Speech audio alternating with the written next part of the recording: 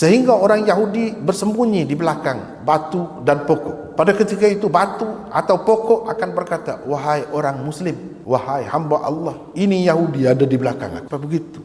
Sebab kezaliman dia tu, kekejaman dia tu teruk sangat.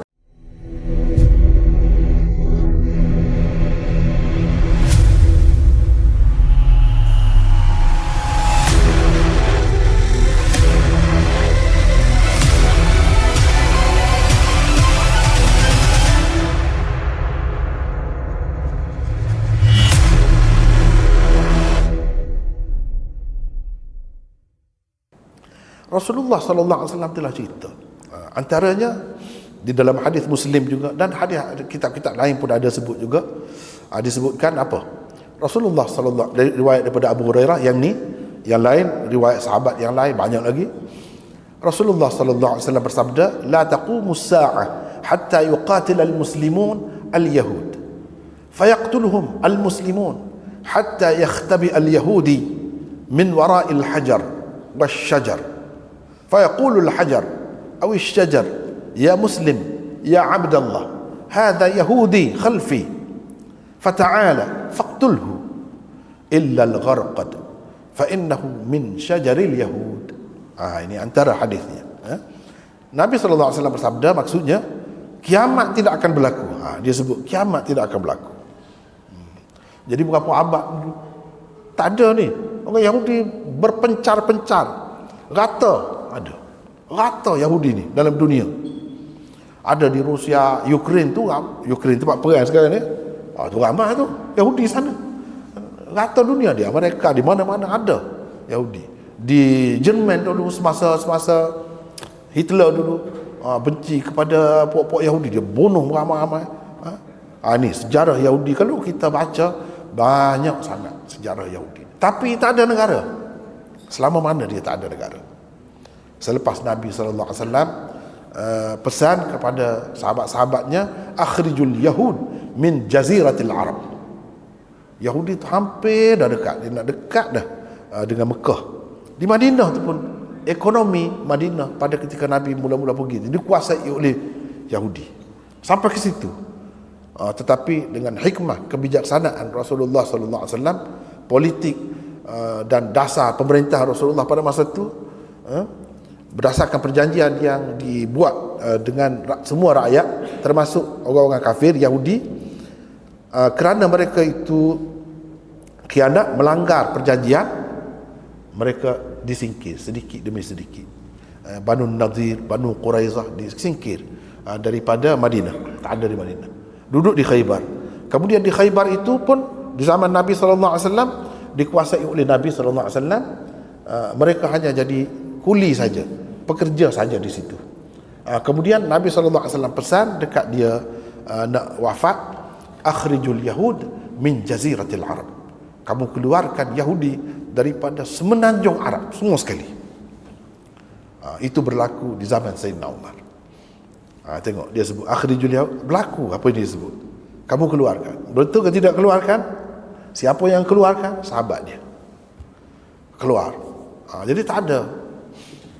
Yang ada di Syam, di Turki, di mana-mana yang berkuasa pada ketika itu, kuasa besar pada ketika itu Rom. Rom itu Kristian, dia bukan Yahudi. Rom Kristian. Jadi orang Islam terpaksa zaman Nabi dulu, zaman sahabat terpaksa berhadapan juga dengan Kristian. Jadi Yahudi itu berselerak. Tak ada negara dia. Yang ada ni kemudian, saya dah almarhum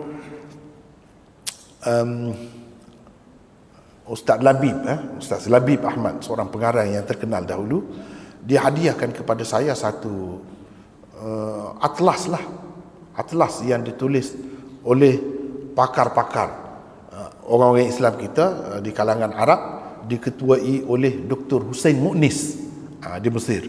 Dia bagi kepada saya tengok, saya tak ada dalam peta dia tu Israel tu. Kita orang Islam tidak iktiraf sebagai sebuah negara. Jangan iktiraf. Walaupun dia nak begitu. Sekarang ni apa yang berlaku kita dah tahu dah kan. Jadi dia dah ada dalam buku tu tak ada, tapi kalau dalam peta dunia mana-mana ni dah ada. Semakin luas Israel, semakin luas, sebab dia sentiasa ambil tanah orang Palestin itu.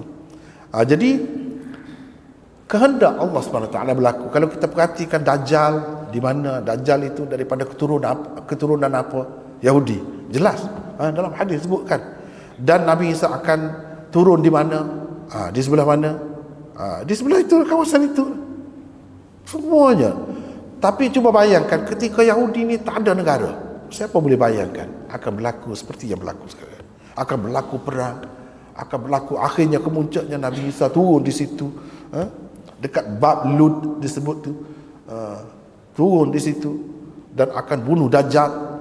Tak ada siapa tahu, tak ada siapa terfikir pun orang Islam akan berperang di kawasan itu. Sebab kawasan itu kawasan Gharqad itu, pokok Gharqad. Dan orang Yahudi sekarang ni bila dia tak apa, saya terjemah dulu. Kiamat tidak akan berlaku sehingga orang-orang Islam berperang dengan orang-orang Yahudi. Orang-orang Islam akan membunuh mereka. Ini orang Islam. Ketika itu Allah SWT bagi pertolongan, sehingga orang Yahudi bersembunyi di belakang batu dan pokok. Pada ketika itu batu atau pokok akan berkata, wahai orang Muslim, wahai hamba Allah, ini Yahudi ada di belakang aku. Sampai begitu. Sebab kezaliman dia tu, kekejaman dia tu teruk sangat, sehingga benda-benda yang tidak hidup, batu pun boleh bercakap. Sebagaimana yang berlaku di zaman Nabi Musa dululah. Buka, tengok darah. Nak makan, darah. Tadi nampak elok-elok makanan, darah, tak boleh makan. Apabila kezaliman itu sampai ke kemuncaknya, dia akan jadi gitu. Itu juga yang akan berlaku kepada umat Nabi Muhammad suatu hari nanti. Kita tak tahu, tapi kita sedang melihat benda itu sedang berlaku. Benda itu sudah ada di situ, sudah ada di situ. Bunuhlah katanya, mari bunuh dia, kecuali pokok Gharqad. Pokok Gharqad ini pokok di sana lah, kan kubur sahabat-sahabat tu, Baqi'ul Gharqad.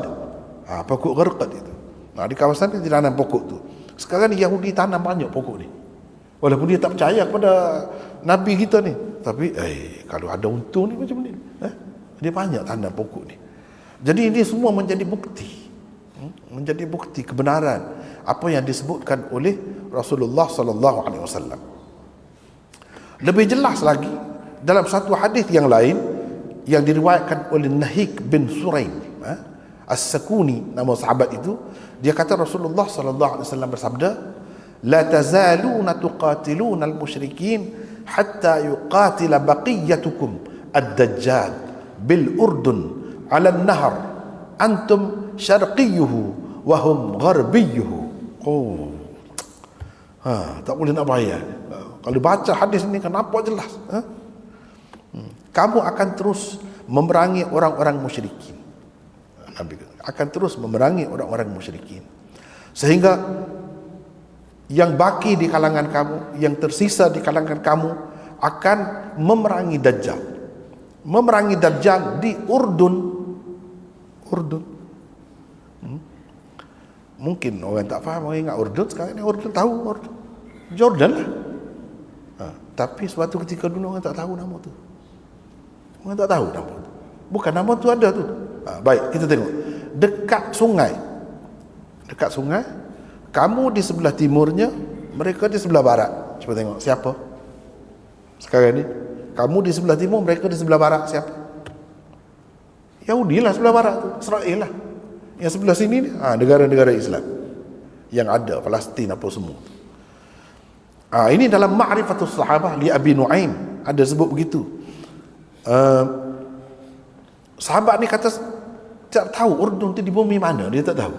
Tapi Nabi sebut begitu. Hari ini Urdun tu jelas lah. Urdun tu Jordan. Jordan. Orang Arab sebut Urdun. Jadi jelas sekali nampak tu. Apa yang berlaku ni semua berlaku dengan takdir Allah. Untuk berlaku sebenarnya apa yang telah disebut dalam hadis-hadis itu. Perlawanan, permusuhan orang Islam dengan orang kafir, dan akhirnya kemuncaknya Dajjal itu kepalanya, yang mana sebelum itu telah keluar banyak dah Dajjal. Nabi sebut juga itu, Nabi sebut juga sampai 30 Dajjal, mana semuanya fitnahnya menyebabkan orang terpesong akidahnya, rosak agamanya. Itulah disebut oleh Nabi. Ini yang kemuncaknya, yang kemuncak jelas sekali di dalam hadis-hadis ini.